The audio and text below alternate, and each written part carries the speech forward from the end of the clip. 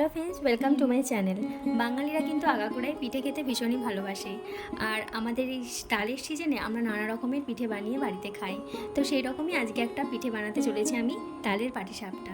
তার জন্য প্রথমে এক বাটি চালের গুঁড়ো আর এক বাটি ময়দাকে ভালো করে চেলে নিয়ে লবণ দিয়ে ভালো করে আমি মিশ্রণটিকে মাখিয়ে নিলাম। এরপর আমি অল্প অল্প তালের পাল্প দিয়ে এই মিশ্রণটাকে মাখাবো। তালটা আমি আগেই ছড়ে রেখেছিলাম এবং এর যে সুতো সুতো ভাবটা আছে ওটার জন্য আমি ছেঁকে রেখেছিলাম। এরপর আমি তালের মিশ্রণটার সাথে ভালো করে মাখিয়ে নেওয়ার পর অল্প অল্প দুধ দিয়ে মিশ্রণটা রেডি করব। প্রথমে কিন্তু দুধ বা জলের ব্যবহার করবেন না, কারণ তাল অনেকটাই মিশ্রণটাকে নরম করে দেবে। সেই কারণে পুরো তালটা মাখানো হয়ে যাওয়ার পরেই দুধ বা জলের ব্যবহার করবেন। আমি এখানে দুধের ব্যবহার করেছি, আপনারা চাইলে জলের ব্যবহার করতে পারেন। তাতে কিন্তু স্বাদের কোনো রকম ফারাক আপনি বুঝতে পারবেন না।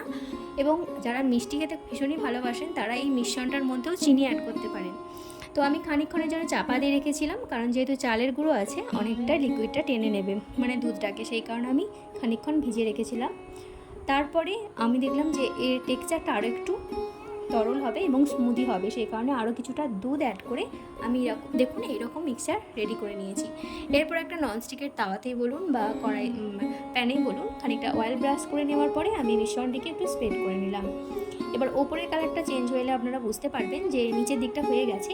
তারপর আমি তার মধ্যে ক্ষীর দিয়ে এবার পাটিসাপটার আকারে রোলের মতো করে গড়ে নেব।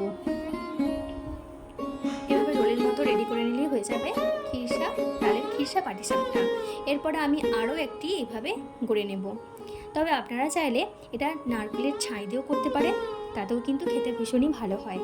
আর যদি চান এরকম ক্ষীরের পাটিসাপটা বানাবেন তো ক্ষীরের রেসিপিটাও আমার চ্যানেলে আছেন, যদি পারেন একবার গিয়ে দেখে আসতে পারেন। আর এভাবে দেখুন একটা একটা করে বানিয়ে নেব এবং এক বাটি চালের গুঁড়ো এক বাটি ময়দাতে অনেকগুলো পাটিসাপটা হয়ে যায়।